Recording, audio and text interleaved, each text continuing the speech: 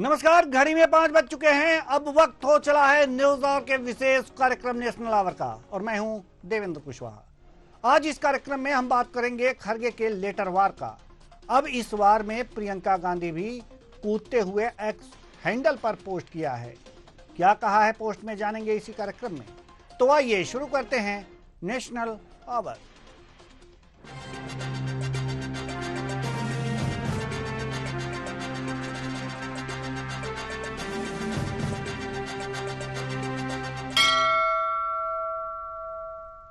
कांग्रेस महासचिव प्रियंका गांधी ने एक्स पर पोस्ट करते हुए नड्डा पर निशाना साधा है।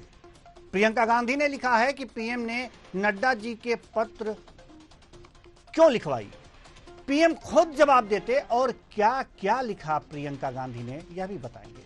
साथ ही साथ करेंगे मेहमानों से चर्चा। तो आइए शुरू करते हैं।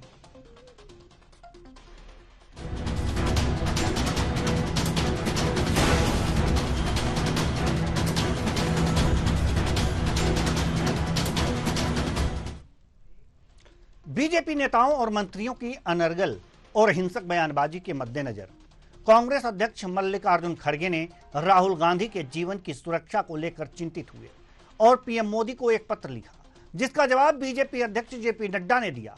प्रियंका गांधी को नड्डा का जवाब अच्छा नहीं लगा। प्रियंका गांधी ने एक्स हैंडल पर पोस्ट करते हुए नड्डा पर निशाना साधा। प्रियंका गांधी ने लिखा कि उन्होंने हीनतर और आक्रामक किस्म का जवाब भेजा है। नड्डा जी को एक वरिष्ठ नेता का निरादर करने की क्या जरूरत थी।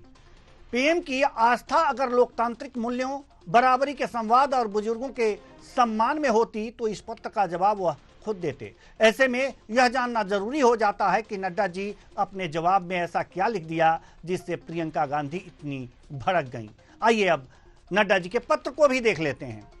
खड़गे के पत्र के जवाब में नड्डा ने पत्र लिखा और राहुल गांधी को फेल्ड प्रोडक्ट बताते हुए खड़गे को इसे फिर लॉन्च करने की कोशिश बताया।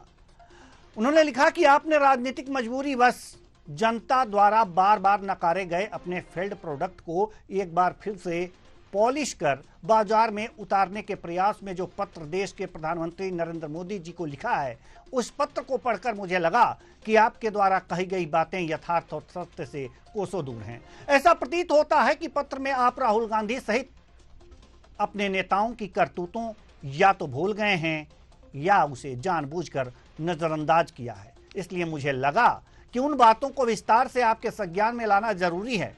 नड्डा ने आगे लिखा कि देश के पीएम के लिए अत्यंत अमर्यादित शब्दों का प्रयोग करने का रहा है आप सबका रिकॉर्ड, जिसने संसद में देश के प्रधानमंत्री को डंडे से पीटने की बात कही हो, जिसकी धृष्ट मानसिकता से पूरा देश वाकिफ हो, उस राहुल गांधी को सही ठहराने की कोशिश आप किस मजबूरी के चलते कर रहे हैं।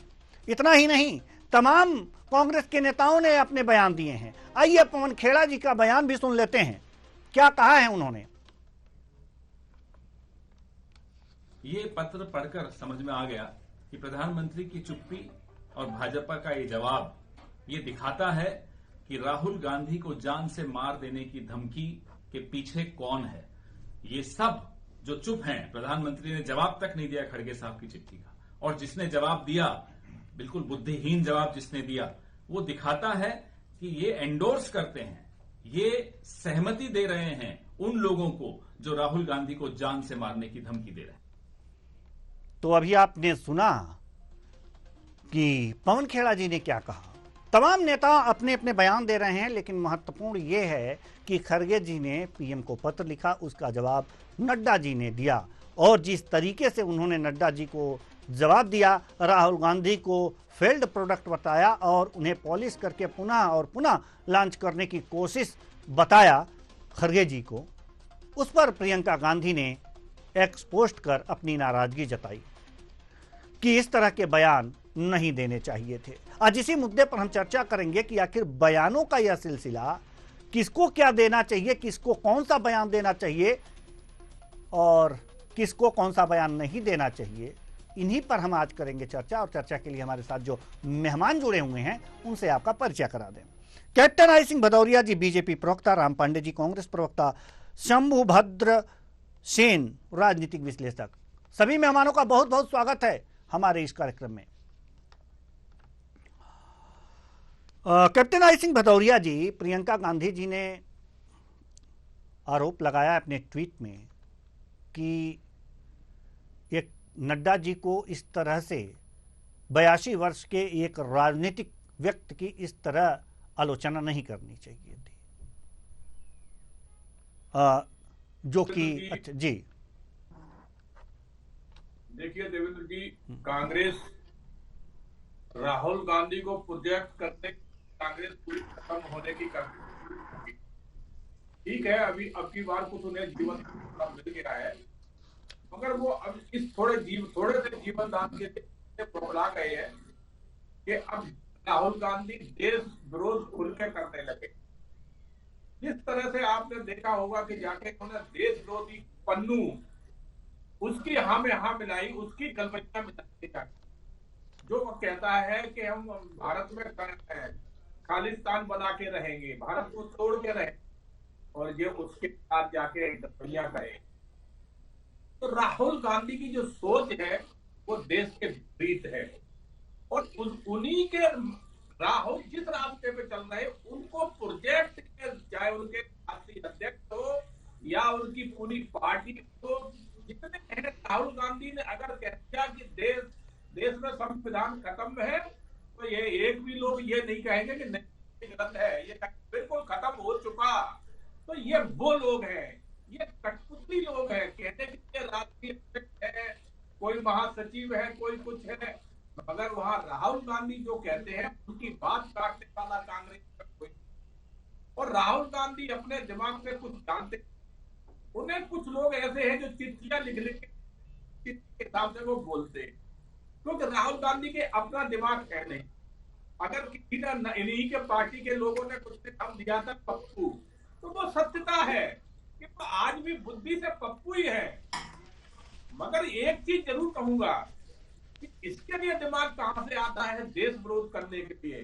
तो भारतीय जनता पार्टी के लिए कितने शब्द इन्होंने कहे, माननीय प्रधानमंत्री के लिए कितने शब्द कहे, मेरे पास पूरी लिस्ट है, मैं लिस्ट लेकर बैठा हूं, गिनती कराने लगूंगा। 150 से बार कांग्रेस ने देश के प्रधानमंत्री नरेंद्र मोदी को गालियां दी हैं, और ये एक बार अगर किसी ने कह दिया उसमें बौखला गए, पूरी कांग्रेस बौखला गई।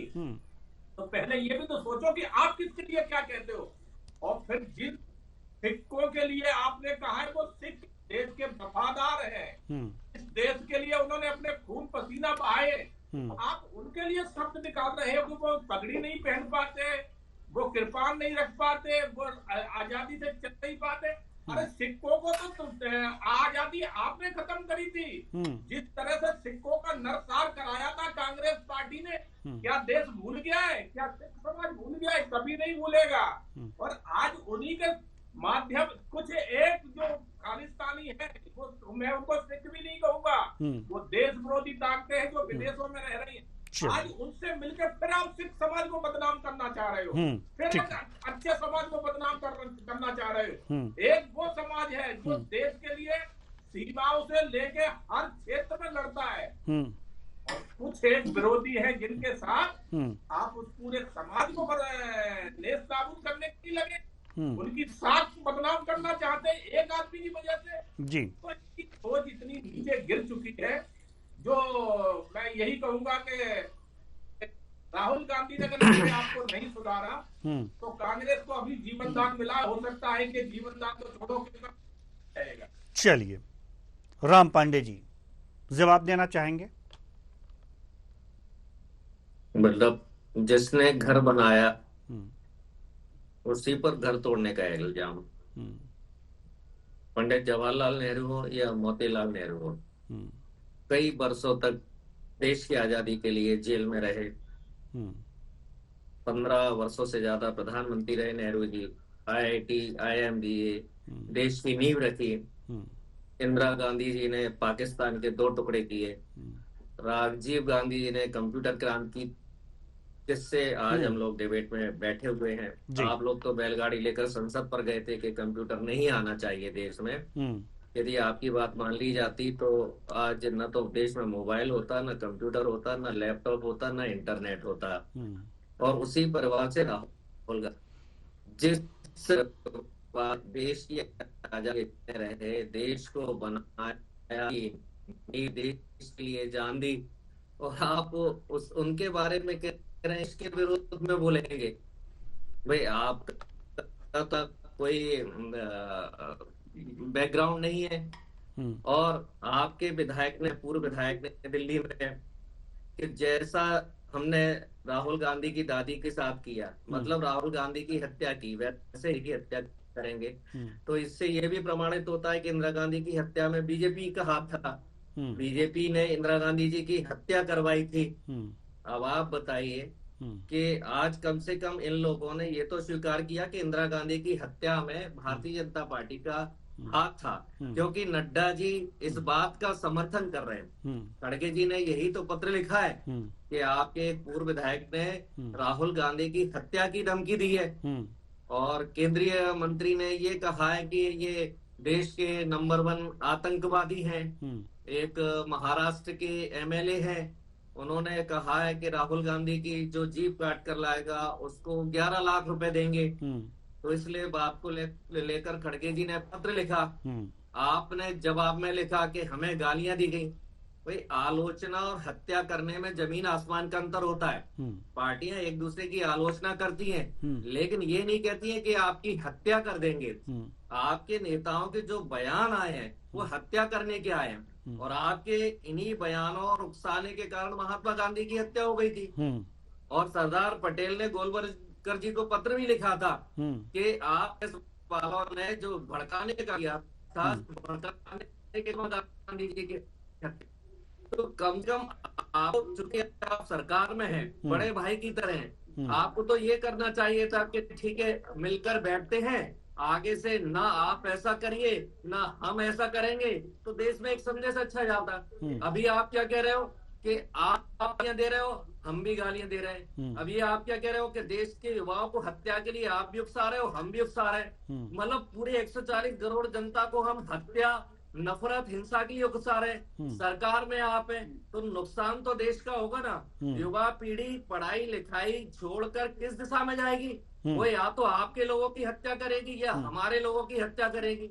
और जो भी लोग हत्या करेंगे वो कहाँ जाएंगे? जेल में। तो युवा हमारा कहाँ जाएगा? और युवाओं के कंधों पर देश का भविष्य होता है। तो चाहे आप मिसगाइड कर रहे हो या विपक्ष मिसगाइड कर रहे हैं, कम से कम आपको ये यदि लगता है कि विपक्ष ने भी गलत किया है, तो आप एक मीटिंग बुला सकते थे कि आगे से इस तरह से नहीं होना चाहिए। लेकिन क्या करें भाई, मोदी जी, अमित शाह जी जब गुजरात में थे तब भी वहां लगातार हत्या हुई। आपके गृह मंत्री हरेन पंड्या की हत्या हुई, जस्टिस लोया की हत्या हुई, उस लाइन में जितने भी इन्वॉल्व थे उन सबकी हत्या हुई।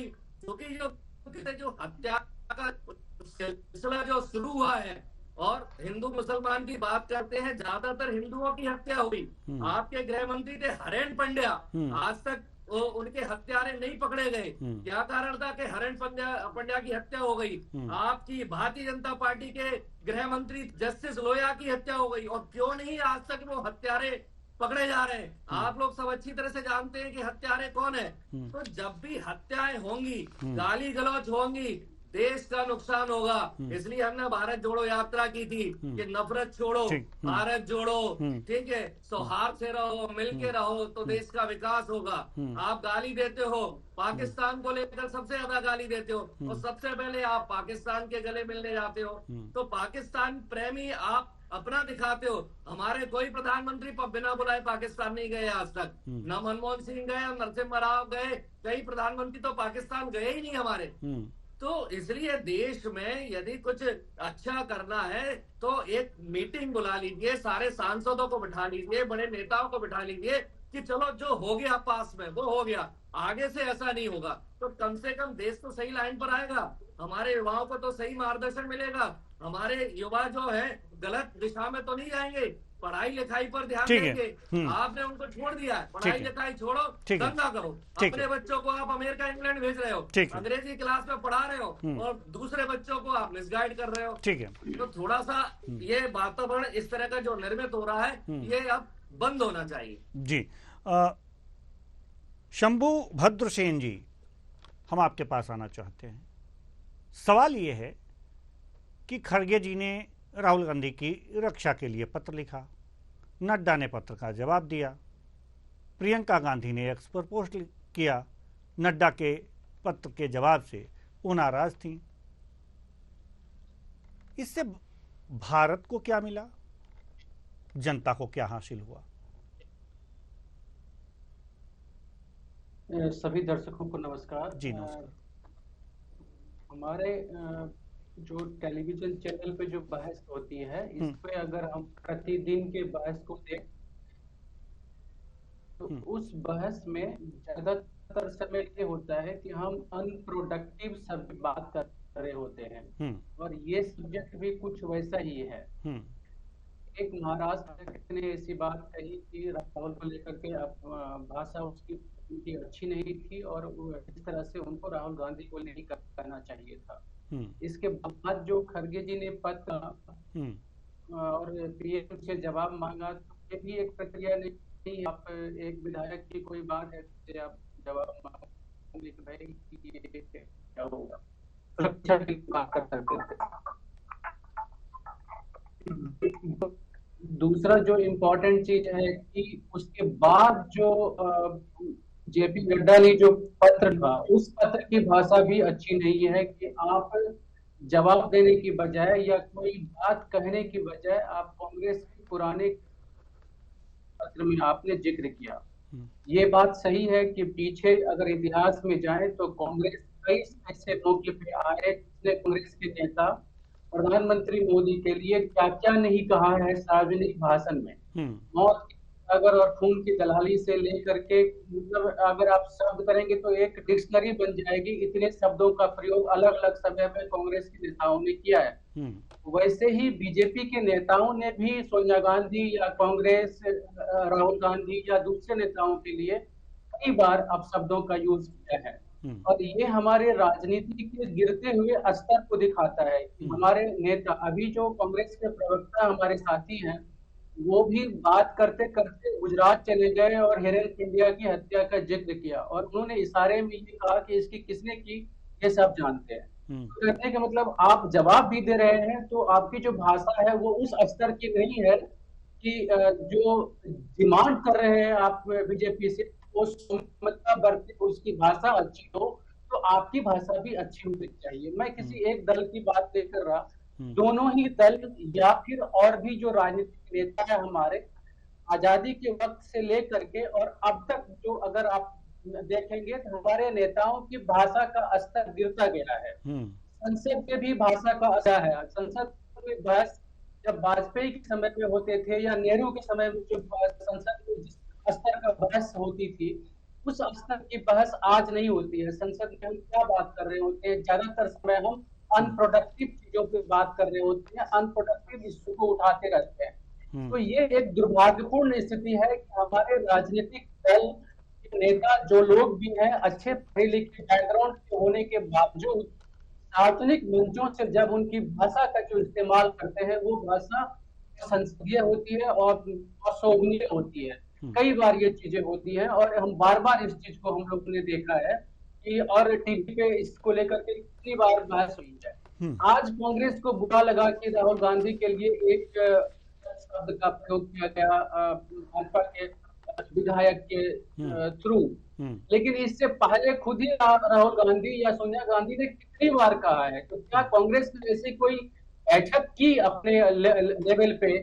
कांग्रेस के अंदर में एक बैठक हो जाए और उसमें पवन खेड़ा जी की जो भाषा होती है, सुरजेवाला की जो भाषा होती है, राहुल गांधी की जो भाषा होती है, सोनिया गांधी की जो भाषा होती है, इन सब भाषा पे बैठ के निर्णय हुआ कि नहीं हम इस तरह की बात नहीं करेंगे।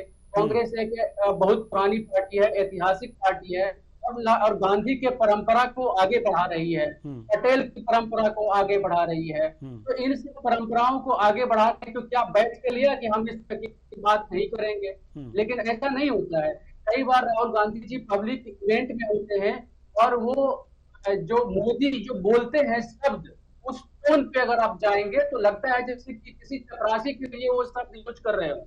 उनकी जो लहजा होता है, उनका जो तरीका होता है बोलने का, तो वो भी एक अच्छी बात नहीं है। मतलब एक आप राजनीतिक परिवार से हैं और तीसरी चौथी पीढ़ी के राजनीतिज्ञ हैं, तो आप में इतनी भाषा की तो देश अपेक्षा करता है कि आपकी भाषा स्तर जो होगा, जब आप मोदी को चाय वाला कह के बुलाते हैं तो कम से कम आपकी भाषा को चाहिए। मोदी तो चाय वाला है ही, अगर मान लीजिए वो खुद ही कहते हैं हम चाय बेचते थे, यानी कि उनके स्तर तो आप पहले ही तय कर दिया आपने। तो आप अगर पढ़े लिखे कैम्ब्रिज और तमाम यूनिवर्सिटी की डिग्री आपके पास है तो आपकी भाषा एक बेहतर होनी चाहिए। मैं दोनों ही दलों से, बीजेपी से भी और कांग्रेस से भी ये अपील जरूर करूंगा कि भाई आप अपने लेवल पे सभी नेताओं की बात करने के लहजे एक दूसरे के लिए सम्मान के साथ बात कीजिए, एक दूसरे के लिए व्यक्तिगत राजनीति की बात मत कीजिए।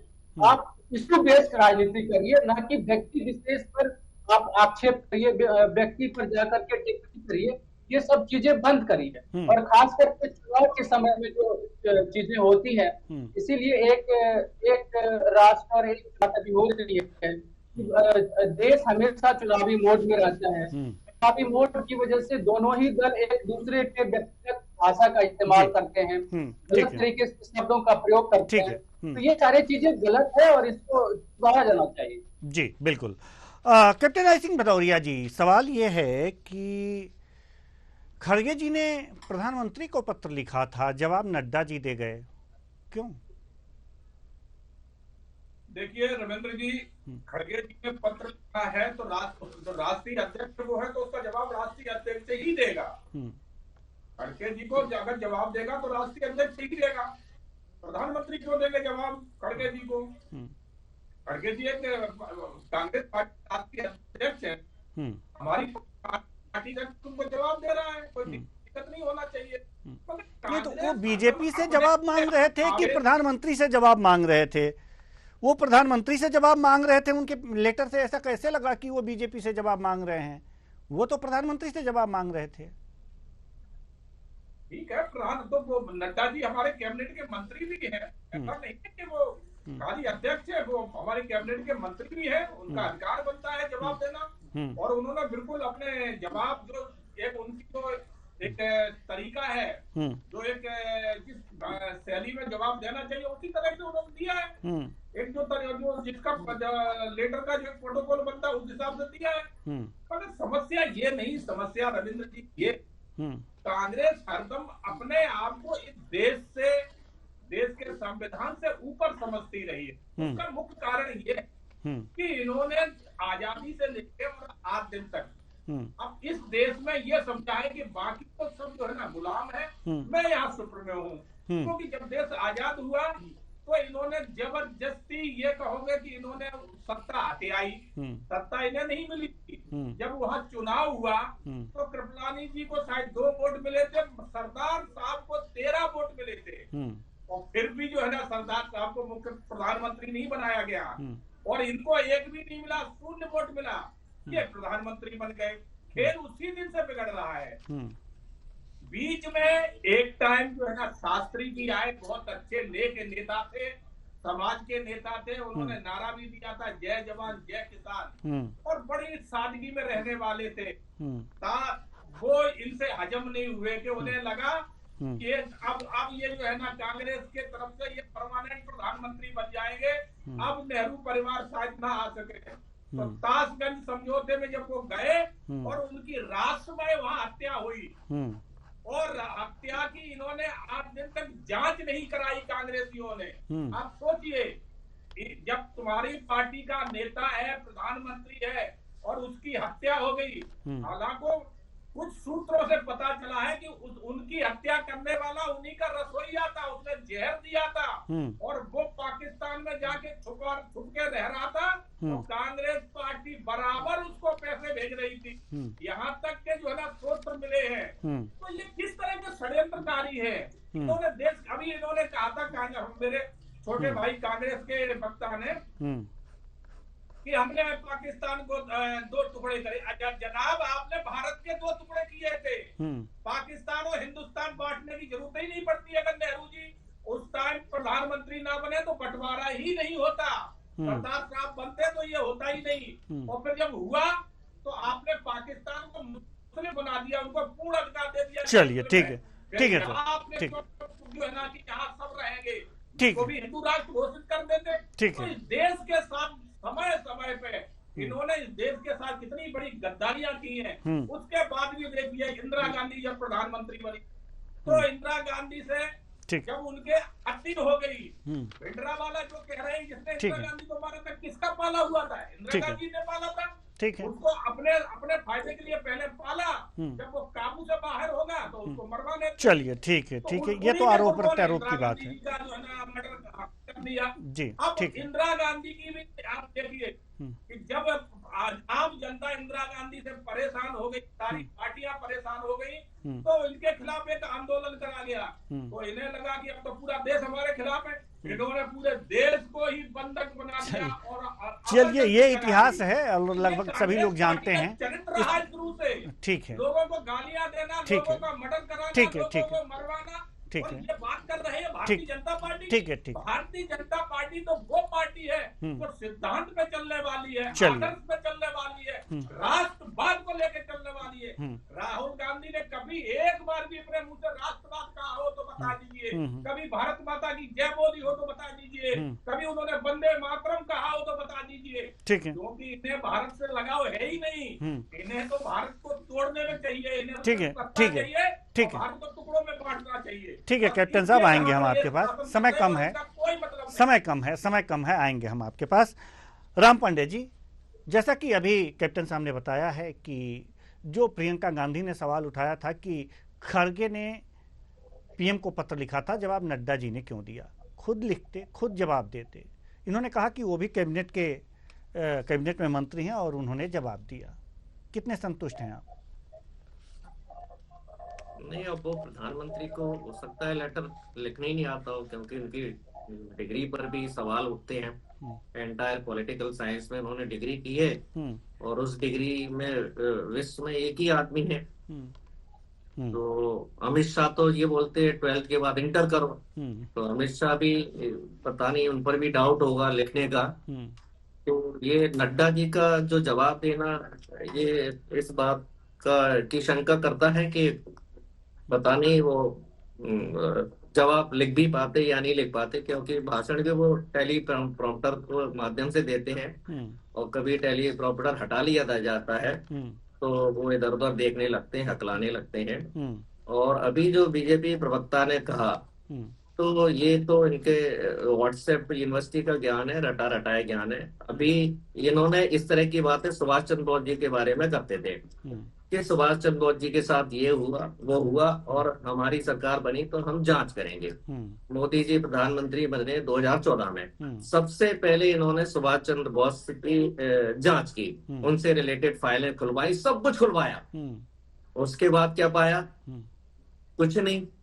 मतलब सारी इंक्वायरी कर ली, सारी फाइलें निकलवा ली और जब सच्चाई सामने आ गई तो फिर जनता को बताया नहीं। तो जैसे इन्होंने सुभाष चंद्र बोस जी के बारे में झूठ फैलाया, इंक्वायरी की, तो कहते हैं ना आसमान की तरफ थूको तो थूक मुंह पर आके गिरता है। वही लाल बहादुर शास्त्री जी हमारे नेता, सरदार वल्लभ पटेल हमारे नेता, जेपी कृपलानी हमारे नेता, नेहरू जी हमारे नेता। हम किसी को भी प्रधानमंत्री बनाए, आपके नेता प्रधानमंत्री बनने लायक क्यों योग्य नहीं थे? क्योंकि आप अंग्रेजों के साथ थे, आप नहीं चाहते थे कि आजादी मिले और आपने आजादी का विरोध किया था। और आप कह रहे हैं कि ये टुकड़े हो गए, अंग्रेज हिंदुस्तान के 25 टुकड़े कर चुके थे पहले। ठीक है, ठीक। अफगानिस्तान अंग्रेजों ने अलग कर दिया था, बर्मा अलग कर दिया था, ठीक है। तब आप कहाँ थे? तब आपने क्यों नहीं रोका अंग्रेजों को? और ये जो टुकड़े हुए, इसमें भी आपका पूरा योगदान है। मुस्लिम लीग के साथ आपने ही सरकार बनाई। ये सब इतिहास की बातें हैं। मुस्लिम लीग सबसे ज्यादा समय कम है सर जी, समय कम है। तो सिंपल सी बात यही है, अभी अंबेडकर जी के पुतले इन्होंने जलाए थे। अब बताइए, संविधान अंबेडकर जी ने बनाया, अंबेडकर जी के पुतले जलाए के इन्होंने आरक्षण क्यों दिया, संविधान क्यों बनाया? अब कहते हैं अम्बेडकर की कसम खाते हैं। अंबेडकर जी के प्रपौत्र ने आज ही कहा है कि ये बीजेपी झूठ बोल रही है, राहुल गांधी जी ने आरक्षण के बारे में जो कहा है वो सच कहा है। अरे अंबेडकर जी के प्रपौत्र आपको झूठा बोल रहे हैं, आज बोल रहे हैं वो। अंबेडकर जी के पुतले आपने जला दिए। मोहन भागवत जी ने कहा आरक्षण की हम समीक्षा करेंगे। अब कहीं अब आपको जब यूपी में आप हार गए तो फिर आपको आरक्षण नजर आ रहा है। चलिए ठीक है, तो ठीक है, जो भी हो गया सो हो गया, बीती ताहे बिसार दे। आगे की समय बिल्कुल भी नहीं है सर। थोड़ा सा कोई इस तरह से एक गेट टुगेदर करो, मीटिंग करो, बातचीत करो कि जितनी गाली गलौच, आलोचना, हत्या की बातें हो चुकी है, आगे ना हो। आलोचना तो होती रहेंगी। कांग्रेस ने आलोचना की है, ये नहीं कहा है कि आपकी हत्या कर देंगे। चलिए ठीक है, आप कह रहे हो कि इंदिरा गांधी की हत्या कर दी थी तो राहुल गांधी की भी कर देंगे, ये गलत है जी, ये गलत है। ठीक है, आएंगे कैप्टन साहब। देखिए समय बहुत कम है, इसलिए शंभुभद्र सेन जी के पास आना चाहेंगे। जैसा कि प्रियंका गांधी ने कहा कि खड़गे ने पत्र लिखा पीएम को तो पीएम को जवाब देना चाहिए। कैप्टन साहब ने कहा कि कैबिनेट मंत्री हैं नड्डा जी, वो जवाब दे सकते हैं। हमारे राम पांडे जी कह रहे हैं कि शायद प्रधानमंत्री को पढ़ने लिखने नहीं आता होगा, या फिर गृह मंत्री को डाउट है क्योंकि वो इंटर के बाद वो 12th के बाद इंटर कराते हैं। तो क्या मतलब, अगर जो किसी पार्टी का राष्ट्रीय अध्यक्ष अगर पीएम को पत्र लिखता है तो किसी पार्टी का राष्ट्रीय अध्यक्ष उसका जवाब देगा, जिस पार्टी की सरकार होगी, ये कितना जायज है? देखिए, एक तो जो पीएम के लिए जो भाषा का इस्तेमाल है कि पढ़ना लिखना नहीं आता, या अमित शाह के लिए अगर कोई इस्तेमाल है तो कम से कम एक नागरिक के तौर पे अपने जो संवैधानिक पद पे बैठे लोग हैं उनकी इस तरह से आलोचना करना ठीक नहीं। आलोचना कीजिए आप सरकार की नीतियों, लेकिन अटैक करने की कोई फायदा नहीं है। और यही एक कांग्रेस और बीजेपी दोनों की आदत रही है। दोनों के नेता जो है सो व्यक्तिगत अटैक में आ जाते हैं तो बात करने की बजाय। तो मेरा मानना है कि इसमें जो पूरी जो राजनीति है, एक छोटे से को एक राजनीतिक रूप देने की कोशिश की है। कांग्रेस के पास एक मौका था कि राहुल गांधी के बहाने सरकार पे अटैक किया जाए, प्रधानमंत्री पे अटैक किया जाए, और प्रधानमंत्री की तरफ से बीजेपी की तरफ से नड्डा ने, केंद्रीय मंत्री ने उस पत्र का जवाब दिया। तो ये एक राजनीतिक लड़ाई है और है नहीं। ये सब मुद्दों पे पहले से कोई बात होनी भी नहीं चाहिए, हमें पास करनी भी नहीं, लेकिन ये निहायत रूप से दोनों ही तरफ से बात नहीं है और भाषाओं के स्तर में सुधार होना चाहिए। जी जी, बिल्कुल बिल्कुल, भाषाओं के स्तर को सुधारना होगा। कैप्टन आई सिंह भदौरिया जी, आप जरूर कुछ कहना चाहते थे, समय नहीं है, लेकिन 1 मिनट में अगर अपनी बात आप खत्म कर सकते हो तो जरूर अपनी बात रख लीजिए। जी, मैं बस यही कहना चाहूंगा कि कांग्रेस का स्तर पता चलता है कि देश के प्रधानमंत्री के ऊपर जो है ना, इनका एक तुच्छ जो यहाँ वक्ता बैठा है, औकात में कुछ भी नहीं मानता हूँ, जिसने प्रधानमंत्री को अनपढ़ बता रहा है। इसकी 2 पैसे की औकात नहीं होगी तो आपने बैठा रखा है। और ये प्रधानमंत्री जी नहीं कैप्टन साहब, हम आपको रोकना चाहेंगे। मैं ये कहूंगा कि ये काट के उल्लू है, गधे है। नहीं कैप्टन साहब, इस तरह की भाषा का अब डिबेट में प्रयोग ना हो तो नहीं, वो बता रहे हैं कि ये ना सुधरेंगे नहीं। हम तो इससे भी ज्यादा कहेंगे। ठीक है, कसम खा रहे हैं, वो सुधरेंगे नहीं, देश का सत्यानाश करके ही रहेंगे। वो कसम खा के आए हैं कि हम देश का सत्यानाश करके रहेंगे। कांग्रेस ने देश को बनाया है, हो चुका है, हम इस देश को पहले बर्बाद करेंगे। जी, समय समाप्ति की ओर है, समय समाप्ति की ओर है, इसलिए इस चर्चा को और आगे नहीं बढ़ा सकते। बहुत बहुत धन्यवाद, बहुत बहुत धन्यवाद, बहुत बहुत धन्यवाद, बहुत बहुत धन्यवाद तीनों मेहमानों का। आप आए और अपने अपने विचार साझा किए। तो लेटर पॉलिटिक्स, पत्र की राजनीति। पत्र भेजा गया, जवाब आया, जवाब पे नाराजगी हुई और ये राजनीति गर्म हो गई। लेकिन इसको देश को क्या मिला, इससे देश को क्या मिला और जनता का क्या भला हुआ, यह सबसे बड़ी सोचने वाली बात है। राजनीतिज्ञों को यह सोचना चाहिए कि हम उस मैटर पे जिक्र करें, उस मैटर को उठाएं जिससे कि देश का कुछ भला हो या फिर यहां की जनता का कुछ भला हो। लेकिन इससे कुछ लाभ होने वाला नहीं है। इस पे बहसबाजी होगी तो मैं होगा, लेकिन और इससे ज्यादा कुछ नहीं होगा। ज्यादा से ज्यादा राजनीति की गरिमा गिर जाएगी, ऊंची नहीं होगी। इसलिए इस तरह के जो मैटर हैं इन्हें नहीं उठाने चाहिए। और भाषा जो है वो संयमित भाषा का प्रयोग तो करना ही चाहिए। आप माननीय हैं तो आपको तो और जिम्मेदारी बनती है, तो संयमित भाषा का प्रयोग करें और जनता के मुद्दे उठाएं। बाकी राजनीति तो होती रहेगी। फिलहाल इस कार्यक्रम में इतना ही। मुझे दीजिए इजाजत। नमस्कार।